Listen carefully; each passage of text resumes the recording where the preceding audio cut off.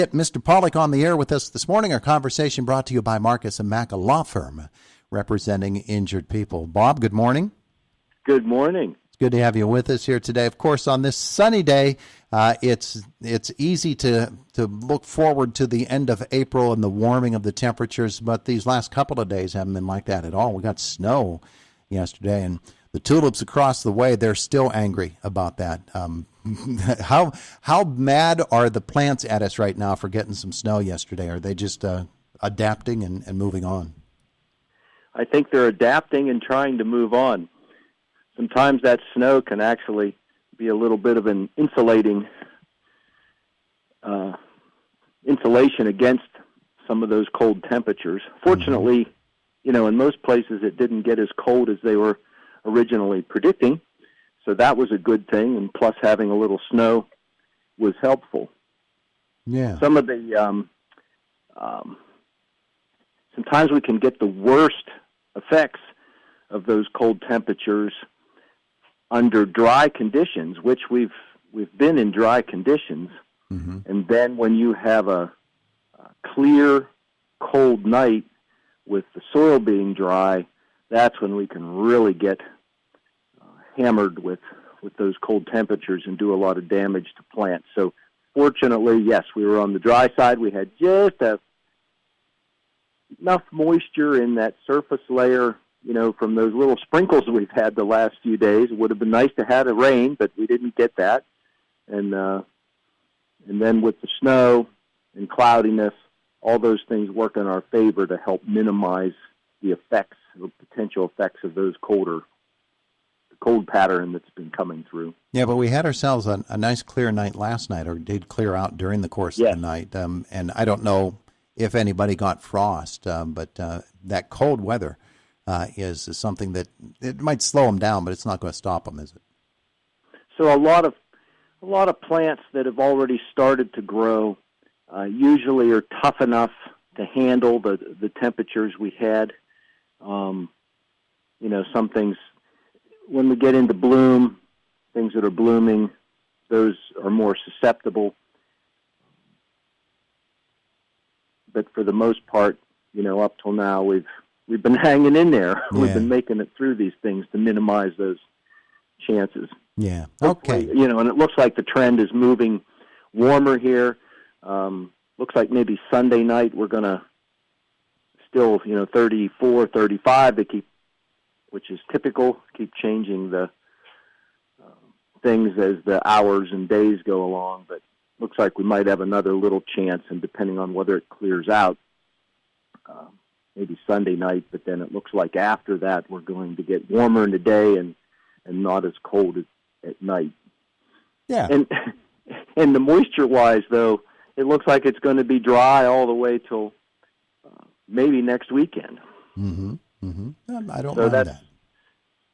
That's and that's good, because now things are dry enough. Now, moving last week of April into the first week of May, we're going to see a lot of activity in the fields and the gardens.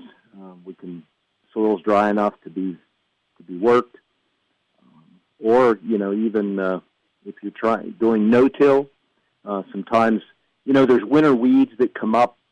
So right now, in your garden, whether it be in beds where you have flowers and ornamental plants and shrubbery, or even in the vegetable garden, there's winter weeds that germinate.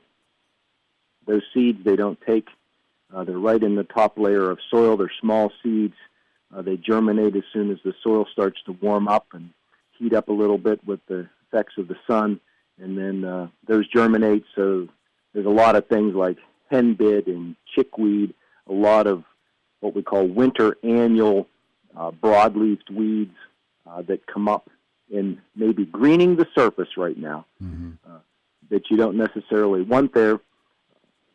But usually they're more shallow-rooted, and just with a little bit of tillage, and it even can be just light tillage, an inch or so down in the soil, if you're trying to minimize how much soil you're working up. and trying to do more of a no-till planting where you just dig a hole to put the plant in, and you're not trying to plow or rototill or spade the whole entire bed. You can just kind of skim across the top, and enough that you can take those weeds out. Yeah. And that's all that's, you're just trying to stop them at this point and trying to prevent them from seed. A lot of them are already have flowered and have seeds on, and some of those seeds are projected. So some of those, they're in the kind of brassica family, which would be the same as broccoli and plants that we, grow and eat. Mm-hmm. But there's weeds that are in that same plant family, but they will get long, slender seed pods on them, and when you reach down to pull them out or you touch them, you can kind of hear noise going. Uh-huh. Well, that's the seed that as soon as you touch that plant, it kind of mimics the wind blowing by, but that's enough to disperse those seeds. So that's its evolved method of dispersing seeds and letting the next generation get started. And we shake our fists at nature. Hey, I'm looking at the spotted lanternfly map. It does not show any new inroads. Indiana County still, 2 of our neighboring counties have spotted lanternfly in them.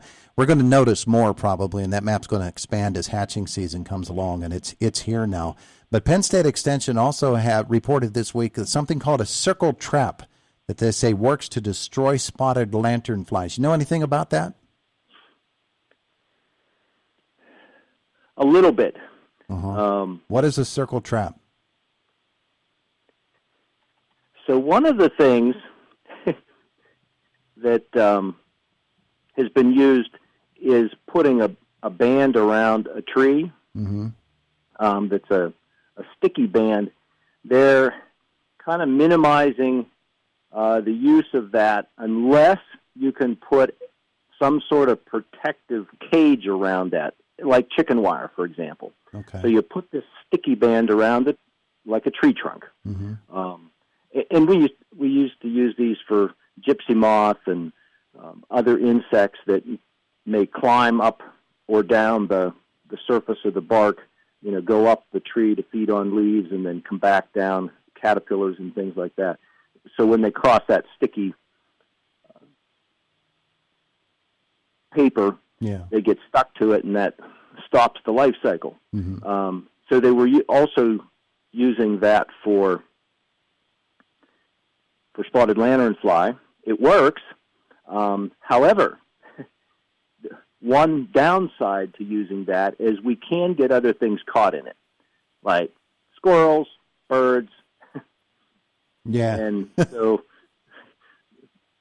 some people are more sensitive to that than others. Mm-hmm. However, we should, that's not our target that we're trying to catch. We're trying to catch spotted lanternfly in this case. So we don't want to be catching birds and squirrels and things. Because when they do get stuck on there, that's the end of that bird or squirrel. And it's a slow, that's not going to, they're stuck on there and not a good outcome. This particular article from Extension talks about a circle trap that you can actually purchase, a commercial one. It's a funnel type of device that attaches to the trunk of the tree, and then you attach a plastic bag to it, like a Ziploc bag, and pretty soon you have yourself a nice little collection of spotted lanternflies. How about that? Yeah, how about that? So as and it's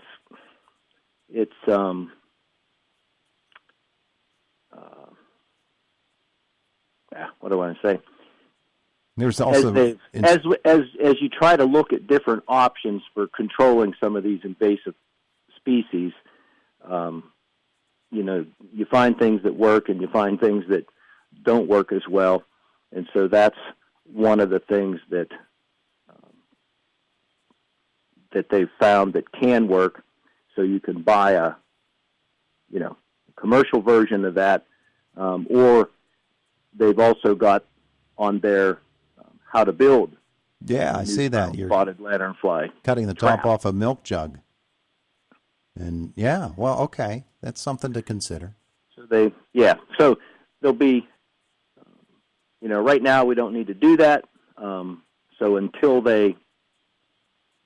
they arrive here, and we need to be trying to use one of those methods to do it. However, if you have relatives or somebody that lives in areas where they've already been identified, then we can share that information with them, and they can possibly use that. But so that's an alternative to using those sticky bands for around the tree. And it's a great project for you and your child over the summer. Yeah, well, that's true too. Right now you can look at that. You can get the parts that are necessary and build that little trap. And there's some screen involved on it, and so essentially what they're crawling up in there, and then once they go up into the funnel, then they can get in either a plastic milk jug or a Ziploc bag that's at the top of that trap, and then with the Ziploc bag on the top, then once it gets full, then you can empty it and dispose of them, and then it just stays there, and so you can just keep using it. When it fills up, you empty it, and then the funnel trap concept is usually it's easy for things to get in. It's much harder for them to get back out. Mm-hmm. And everybody lives happily ever after. Except for the spotted lanternfly in this case. Yeah, well, he has a bit of a problem. All right, Mr. Sir, thank you so much for being with us this morning. You're welcome. Thank you. The voice of Indiana County, WCCS 101.1 FM and AM 1160, FM and AM 1160.